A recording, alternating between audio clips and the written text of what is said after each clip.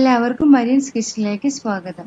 ഇന്ന് മരിയൻസ് കിച്ചണിൽ ഞാൻ ചെയ്യാൻ പോകുന്നത് സവാള കൊണ്ട് നല്ലൊരു ബജിയാണ്. സവാള റിങ്സ് ഞാൻ മുന്നേ ചെയ്തായിരുന്നു. അതിൽ നിന്ന് വ്യത്യസ്തമായിട്ട് നല്ല സോഫ്റ്റ് ആയിട്ടുള്ള ബജിയാണ് ചെയ്യുന്നത്.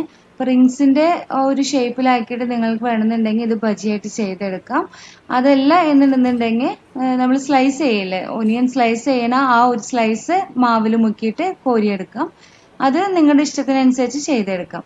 ഒരുപാട് ഫാമിലി മെമ്പേഴ്സ് ഉള്ള വീട്ടിലൊക്കെ ആണെന്നുണ്ടെങ്കിൽ ഇതേമാതിരി റിങ്സ് ആക്കിയിട്ട് ബജി ചെയ്തെടുക്കുകയാണ് നല്ലത്. അപ്പോൾ ഒരു 2 സവാള ഉണ്ടെന്നുണ്ടെങ്കിൽ ഒരുപാട് ബജി കിട്ടും. ഇതേമാതിരി സ്ലൈസ് കറക്റ്റായിട്ട് ബജിയിൽ മുക്കി ചെയ്ത് അധികം കിട്ടത്തില്ല. അപ്പോൾ അത് നിങ്ങളുടെ ഇഷ്ടത്തിനനുസരിച്ച് ചെയ്തെടുക്കുക. പിന്നെ മരിയൻസ് കിച്ചണിൽ കഴിഞ്ഞ ഒരു മാസത്തോളമായിട്ട് അധികം വീഡിയോസ് ഒന്നും അപ്ലോഡിങ് നടന്നിട്ടില്ല. ഒറ്റ വീഡിയോസ് എനിക്ക് ഇടാൻ പറ്റിയിട്ടില്ല. ഞാൻ കുറച്ച് തിരക്കിലായിരുന്നു, അതുകൊണ്ടാണ് ഒന്നും ചെയ്യാൻ പറ്റാതിരുന്നത്. ഞാൻ വെക്കേഷന് വേണ്ടിയിട്ട് നാട്ടിൽ പോയേക്കായിരുന്നു. ഇപ്പൊ തിരിച്ചെത്തി. ഇനി വീഡിയോസ് ഒക്കെ ഇടാൻ പറ്റുമെന്ന് ഞാൻ വിചാരിക്കുന്നു. ഇന്നത്തെ വീഡിയോ നമുക്ക് നോക്കാം. അപ്പൊ അതിന് വേണ്ടിയിട്ട് 3 സവാള ഞാൻ എടുത്തു വെച്ചിട്ടുണ്ട്. ഒരു മീഡിയം വലുപ്പമുള്ള 3 സവാള. ഇതിന്റെ തൊലിയെല്ലാം കളഞ്ഞിട്ട് നന്നായിട്ട് മുറിച്ചെടുക്കണം. മുറിച്ചെടുക്കുമ്പോൾ സാധാ നമ്മൾ കട്ട് ചെയ്യണോണം തന്നെ മുറിക്കുക. ഒനിയൻ റിങ്സിനൊക്കെ എങ്ങനെയാണ് കട്ട് ചെയ്യുന്നത് ആ ഒരു രീതിയിൽ തന്നെ ഇതും കട്ട് ചെയ്തെടുക്കാം.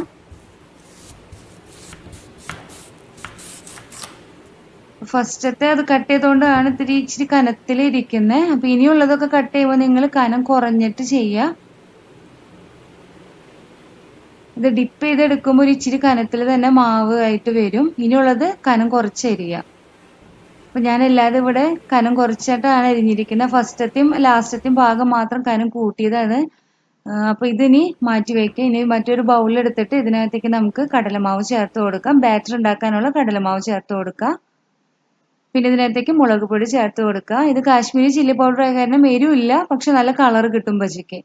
പിന്നെ ഇതിനകത്തേക്ക് മഞ്ഞൾപ്പൊടി ചേർത്ത് കൊടുക്കാം. ഒരു 1/2 ടേബിൾ സ്പൂണോളം മഞ്ഞൾപ്പൊടി ഞാൻ ചേർത്ത് കൊടുക്കുന്നുണ്ട്.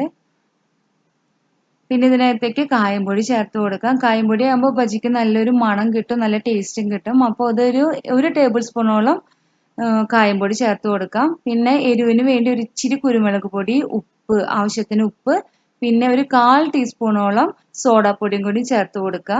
ഇനി ഇതിനകത്തേക്ക് നിങ്ങൾക്ക് മസാലപ്പൊടി വേണമെങ്കിൽ ചേർക്കാം, ചേർക്കേണ്ട നിർബന്ധമില്ല. പിന്നെ വെള്ളം ഒഴിച്ചിട്ട് ഇത് നമുക്ക് കുഴച്ചെടുക്കാം. വെള്ളം ഒഴിക്കുമ്പോൾ കുറേശ്ശെ വെള്ളം ഒഴിച്ചിട്ട് വേണം ഇത് കുഴച്ചെടുക്കാനായിട്ട്. ഒറ്റയടിക്ക് ഒരുപാട് വെള്ളം ഒഴിച്ച് കഴിഞ്ഞാൽ അത് കട്ട കുത്തി പോവും, അല്ലാന്നുണ്ടെങ്കിൽ ഒരുപാട് ലൂസായിട്ട് പോവും. പിന്നെ കുഴയ്ക്കുമ്പോൾ എപ്പോഴും കൈ കൊണ്ട് കുഴയ്ക്കുക. സ്പൂൺ വെച്ച് കുഴച്ചാലും കുഴപ്പമൊന്നുമില്ല, പക്ഷെ കട്ടയില്ലാതെ കുഴച്ചെടുക്കാനായിട്ട് ശ്രദ്ധിക്കുക. അപ്പോൾ കുറേശ്ശെ വെള്ളം ഒഴിച്ച് ഇതിന്റെ ബാറ്റർ തയ്യാറാക്കാം. ഇതിപ്പോ ഇവിടെ ഞാൻ തയ്യാറാക്കി എടുത്തിട്ടുണ്ട്. ഇതാണ് ഈ ബാറ്ററിന്റെ ഒരു പരുവം എന്ന് പറഞ്ഞാൽ ഒരുപാട് ലൂസ് അല്ല, ഒന്നും ഒരുപാട് കട്ടിയല്ല. നമ്മൾ ഒനിയൻ റിങ്സ് ഒക്കെ ഇതിനകത്ത് മുക്കി കഴിഞ്ഞാൽ കറക്റ്റ് ആയിട്ട് കിട്ടണം. അപ്പൊ നമുക്ക് ആദ്യം ഒരു സ്ലൈസ് ഇട്ട് ഇതിനകത്ത് മുക്കി കാണിച്ചു തരാം ഞാൻ. ഇതിപ്പോ ഇങ്ങനെ മുക്കുമ്പോൾ ചിലപ്പോൾ ഇതിന്റെ ഉള്ളിലത്തെ അല്ലിയെല്ലാം പെട്ടെന്ന് ഇങ്ങനെ അടർന്നു പോരും.